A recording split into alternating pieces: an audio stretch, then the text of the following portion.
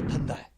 धंधा इस तरह से है कि जो वाहे गुरु की जगह होती है, गुरुद्वारा, कुछ गुरुद्वारों पर इन लोगों ने कब्जा कर लिया है। वहां से जो पैसे आते हैं उसको गलत ढंग से ये लोग इस्तेमाल करते हैं अपने ऐशो आराम के लिए, लेकिन भारत को भी डिस्टेबलाइज करने के लिए। इनके पास मनी पावर है, इनके पास मसल पावर है, इनके पास पावर टू इंटिमिडेट। तो ये और जो भारतीय मूल के कैनेडियन नागरिक हैं उन लोगों को इंटिमिडेट करते हैं, डराते हैं, भयभीत करते हैं, तो इनकी संख्या कुछ बढ़ जाती है। आपको लगता है फर्दर डाउनसाइजिंग भी हो सकती है अपनी एम्बेसी की, अपनी, और फर्दर कुछ एक्शंस भी हो सकते हैं अभी अगर ये इन्होंने कोर्स करेक्शन नहीं किया तो? मैं बड़ा ऑप्टिमिस्ट हूँ, मेरी ये नेचर है, तो मैं तो ये मानकर चलूंगा कि अब इसके बाद उनको भी समझ जाना चाहिए और कुछ ऐसा नहीं करना चाहिए। कोई रीच आउट हुआ सर अभी उनकी तरफ से? मुझे नहीं पता है क्योंकि मैं वहां से लौटा हूं, अभी तो हाल ही में आया हूं, और हालांकि मैं बातचीत करता रहता हूं अपने मित्रों से, लेकिन मेरी रिस्पॉन्सिबिलिटी अभी कनाडा की नहीं है, तो बहुत अंदर की बात तो नहीं करता। जनरल कंसेंसस आपको क्या दिखा?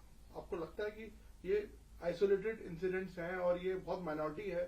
आपने एक इंटरव्यू में देखा, आपने कहा ये तो इन्होंने खालिस्तान में एक बिजनेस बना लिया, एक बिजनेस मॉडल बना लिया। इस पर थोड़ी चर्चा करेंगे। देखिए, ये धंधा है।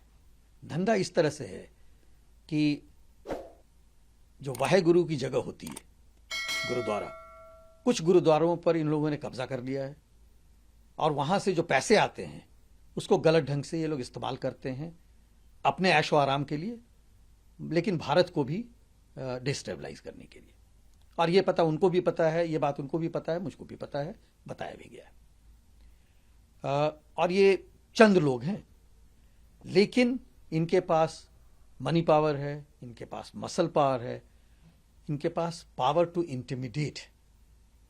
तो ये और जो भारतीय मूल के कैनेडियन नागरिक हैं उन लोगों को इंटिमिडेट करते हैं, डराते हैं, भयभीत करते हैं, तो इनकी संख्या कुछ बढ़ जाती है।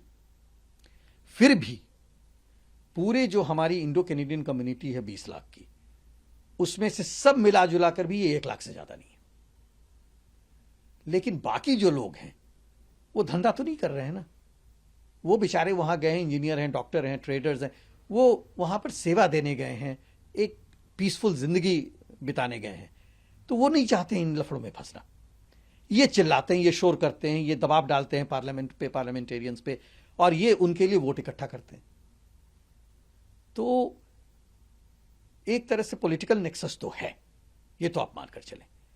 और दूसरा ये है कि ये बहुत कम लोग हैं, और जिस दिन कनाडा की सरकार इस बात को समझ लेती है तो इनकी जो क्रिमिनलिटी है, मैं और किसी चीज की बात नहीं कर रहा हूं, इनका जो क्रिमिनल एंगल है जिसमें ड्रग पेडलिंग है, ह्यूमन ट्रैफिकिंग है, गन रनिंग है, इन सब एक्सटॉर्शन है, मर्डर है, ये सब तो इलीगल एक्टिविटी है, इस पर तो आप काबू पा सकते हैं।